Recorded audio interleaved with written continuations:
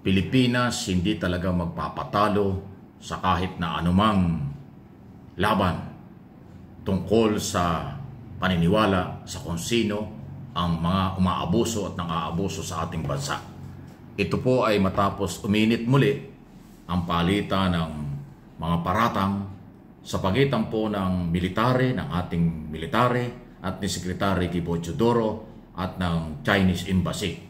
Ito po'y may kaugnayan dito sa mga floating, palutang-lutang na mga illegal na drugs na nakukuha sa karagatan ng Pilipinas, especially dyan sa may West Philippine Sea.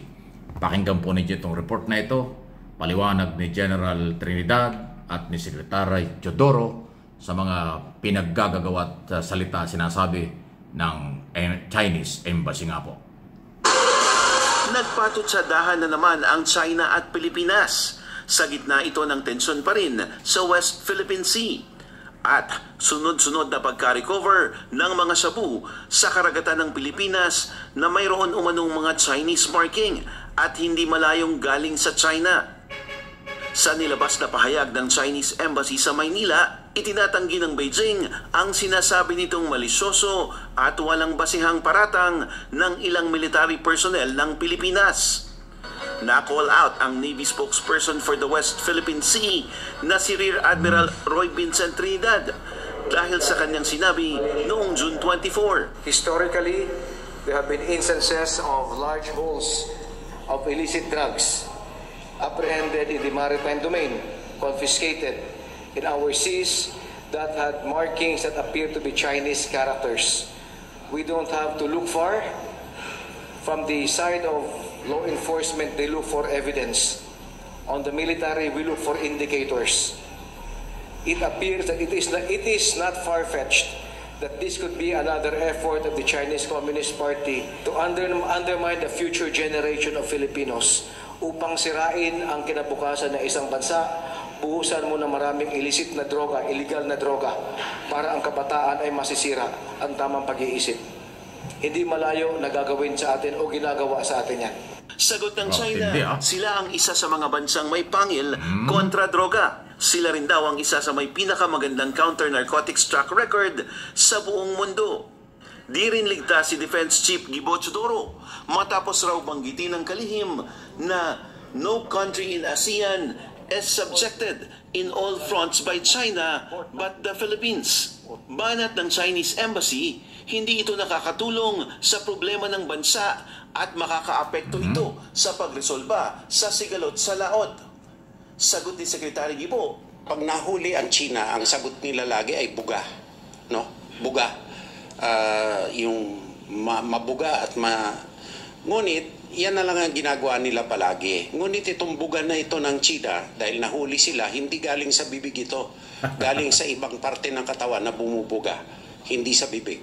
Una na rin na-call out ni AFP Chief of Staff General Romeo Browner Jr. ang isang China-owned media sa pagpapakalat ng umano'y propaganda video laban sa kanya noong ginanap ang Shangri-La Dialogue sa Singapore. Target daw ng mga ganitong propaganda ang pag-discredit sa AFP at maliitin ang posisyon ng bansa sa West Philippine Sea. Para sa agenda... Ayan talagang... nagpapatunay po na nagpapalitan ng mga statement. Pero siyempre dahil tayo'y Pilipino, ako'y Pilipino, mas maniniwala tayo doon sa sinasabi ng ating Philippine government authorities. Like Secretary Gibo Teodoro at General Trinidad, ang opisyal at tagapagsalita ng Philippine Navy sa West Philippine Sea. Kasi talaga namang common sense meron pa namang maglalagay ng illegal drugs dyan na galing sa ibang bansa na hindi China. May maglalagay ba dyan na galing sa Europe? May magagaling ba dyan galing sa Middle East? Wala. Sino ba ang nanggugulo sa West Philippine Sea? Kanino ba mga barko at mga tauhan ang umiikot-ikot dyan sa illegal sa ating exclusive economic zone? Di ba mga barko at tauhan ng Chinese government? Kaya at saka may mga makikita mong basihan na galing sa China yung illegal drugs na yan. Na didiscover ng mga otoridad sa tulong ng mga mangingisdang Pilipino. So, well, tulad ng sinabi ko, Pilipino ako at Pilipino tayo, dapat ating suportahan itong ginagawang paninindigan ng ating mga kinaukulan sa gobyerno na ang China ang may pagkukulang, may pagkakamali, sila ang umaabuso. Huwag tayong maniwala sa propaganda ng Chinese Embassy o ng Chinese government na tayo ang minamali sa isyong ito. Sabi nga ni Secretary Guo, yung buga na hindi daw nanggagaling sa bibig, galing sa katawan. Abay, kakaiba yun. Matinding description yun. Di ba? Alam na natin ang ibig sabihin yan. Dahil nga itong China ay maraming sinasabing propaganda, maraming mga sinasabing paninira sa Pilipino at sa Pilipinas. Sa kanilang ginagawa, sa kanilang galaw sa buong mundo, mga press conference, mga statement, at kung ano mga ginagawa at batikos sa pamahalaan. Dahil nga sa issue sa West Philippine Sea. So hindi lang issue ngayon ng exclusive economic zone ng ating bansa ang nagiging issue na. Pati na itong mga floating kasi ang laki hong pera.